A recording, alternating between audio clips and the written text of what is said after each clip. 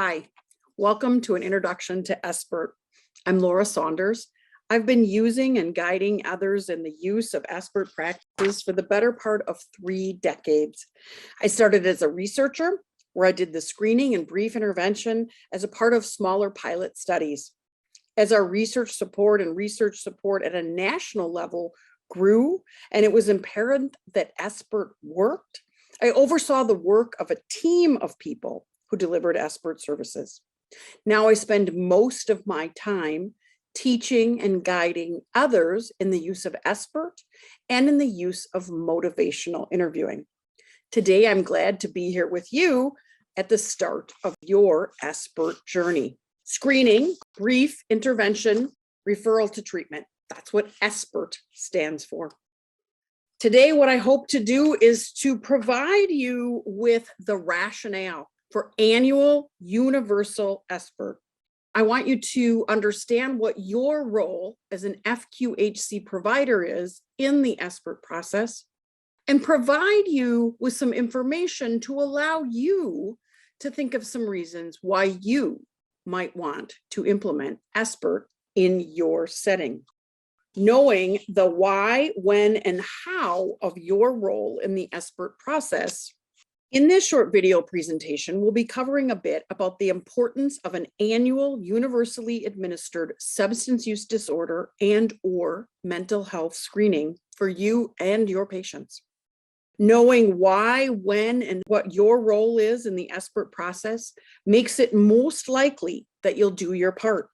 When each member of the care team does their part, everyone does a little and no one has to do a lot. There are lots of reasons why you might consider doing more to support SBIRT. After this short video, perhaps you'll know more about what your personal why for doing SBIRT is. The SBIRT process is a series of steps, screening people to ascertain who needs additional questions or who needs a pat on the back.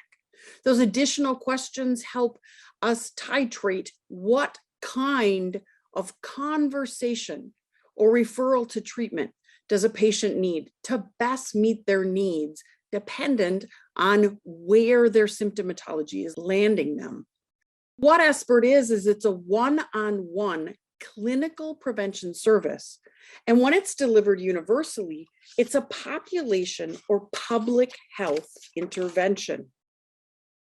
The goal of SBIRT is not to make decisions for people, not tell people what they have to do about their use of substances, but rather what our aim is to encourage and support movement from the right side of the continuum as far as we can to the left, celebrating each step towards the left as a part of harm reduction. SBIRT is good for everyone. Obviously, we want what's good for our patients. We don't want them going through life with conditions that have a major effect on their well-being, and then we don't even know it. They don't know it. It's a setup for misdiagnosis and mismanagement of their symptoms. When an entire population does better, it's better for everyone. SBIRT clearly reduces costs. You'll likely be quite impressed by the economic impact of the overuse of alcohol and drugs. SBIRT helps address that head on. When people are getting the best care possible, it's good for us as a healthcare team. It's rewarding to you when people get better. That's why you're in the field of caring for humans. You care about people and you want to see them live healthfully. When each member of the care team does a little, no one has to do a lot. And ultimately, collecting data on substance use disorders is a UDS reporting requirement for FQHCs. In these times of extraordinary burdens on healthcare teams, efficiency, accuracy, and cost savings are ultra important. First, let's talk about how viewing alcohol and drug misuse as a continuum helps us help our patients. When we look at people's use of alcohol or drugs dichotomously, we look at people as though they either have or don't have a problem with alcohol overuse or drug use. When we do that, we're not taking advantage of a tremendous opportunity to help people not get to the point where their use is obvious, where we are, oh yes, you have a problem with alcohol or drugs.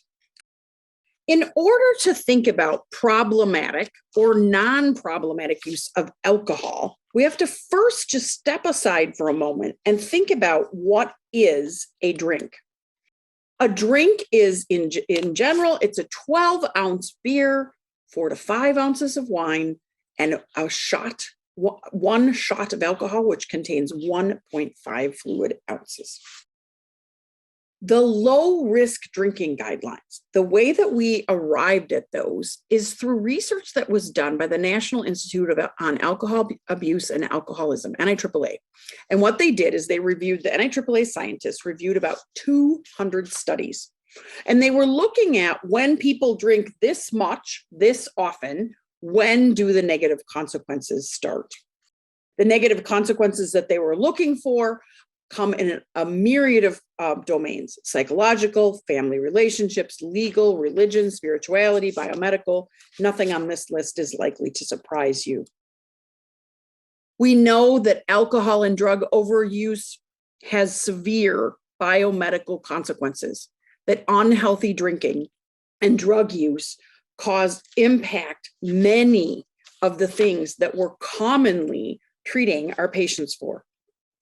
Think of how having better information on how your patients are using alcohol and drugs would help inform diagnosis and treatment.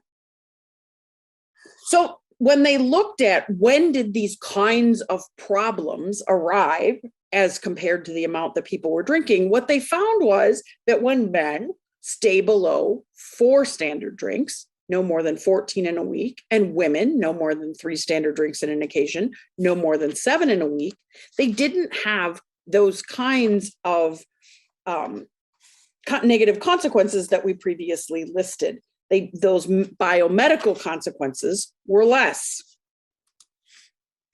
So why should we do SBIRT as a universal procedure? Why not just pick out people who we might want to ask about their use of alcohol and drugs? Well, the rationale for universal SBIRT is that at-risk, problem use, and dependence are common. It's common in the general population. It's common amongst population subgroups. There is nothing about demographics that can help us say, oh, let's only screen these people or these people. It's common amongst a lot of people. So we also know that the adverse impacts of substance use are huge: health, social, money, economic. And we know that SBIRT reduces risky and problem substance use and its adverse impacts, like those adverse impacts we were just talking about. We know that at-risk or problem use or dependence is something that affects 30% of American adults. Therefore, universal screening makes a lot of sense. In your state, we know that Illinois has a slightly higher rate of substance use disorders in the past year, and the need for substance use treatment for alcohol, drugs, and both is rising. So the bottom line is that at-risk drinking and drug use occur in all population subgroups, and all patients should be screened. What is the definition of screening? Screening is a big part of SBIRT. Well, what screening is it's a rapid, proactive, systematic procedure applied to an entire population or client populations to identify individuals who may have a condition or may be at risk for a condition before obvious manifestations occur. What conditions warrant screening? Conditions that are an important health problem. There should be a latent or early symptomatic stage so that the screening pays off. There should be a test that is easy to perform, interpret, acceptable, accurate, reliable, sensitive, and specific. There should be an accepted treatment for the condition. Effective. The treatment should be more effective if it started early, and diagnosis and treatment should be costly. It turns out that we have accurate, acceptable, reliable, sensitive, and specific tools to help us screen for alcohol and to help us screen for drug overuse. The Audit C is the tool that is used to ascertain whether people are drinking beyond those recommended limits and whether or not they are binge drinking. We ask them these 3 questions. How often do you have a drink containing alcohol? How many drinks containing alcohol do you have on a typical day when you're drinking? And how often do you have 6 or more drinks on one occasion? There are points associated with each one of their responses. The points are added. Men who have more than 4 points, women who have more than 3 are then invited to answer additional questions about their use of alcohol. For drugs, we can ask a single question. How many times in the past year have you used marijuana, an illegal drug, or used a prescription medication for a non-medical reason? Anything more than none indicates that we want to ask the person more questions. The questions that we ask to do the brief assessment are the audit, the Alcohol Use Disorders Identification Test, and the DAST, the Drug Abuse Screening Test. Depending on how people answer the 10 items on the audit or the 10 items on the DAST, we make our recommendation as to what should happen next. Many people will benefit from a brief intervention. Some people, if they fall into the likely dependence category, will need a referral to treatment. For none of this is the goal, the acceptance of a diagnosis or a label. We use motivational interviewing to help people best consider making a behavior change. Again, the goal is the reduction or perhaps the cessation of substance use, or to facilitate them accessing another resource. Maybe they need an assessment by a specialist or specialty-based treatment, or maybe they would benefit from a mutual help group. So depending on the results of the screen and the brief assessment, it guides us to knowing what this person is most likely to be. So we use the results of the screen and the brief assessment to guide us towards what's most likely to be the best course of treatment for this person. Abstinent persons or people who are using in a low-risk, non-problematic way just need reassurance and reinforcement. If persons are indicating that their use puts them at risk or has created problems for them, they're likely to benefit from a brief intervention, a motivationally based brief intervention. And persons who appear to be likely dependent will do well to accept a referral to treatment. Sometimes persons are not quite ready to take that referral to treatment, and we can support them in the primary care setting with the brief intervention. How well do these brief interventions work? Well, this data is quite old. One of the first, probably one of the most famous brief intervention trials. This was a provider-based intervention. It was called Project Treat. And what they found was that the provider-based interventions had lasting effects across a whole bunch of really significant areas. So why exactly do we do these brief interventions? How well do they really work? Well, when persons who were at risk or problem users got a provider-based brief intervention in the year after the intervention, injuries went down, emergency department visits went down, hospitalizations went down by 37%, arrests decreased, and crashes decreased by 50%. When we start to assign numbers to those, when we start to assign dollar amounts, life and quality of life amounts to that, it's quite significant. So who will benefit? Who will benefit from SBIRT?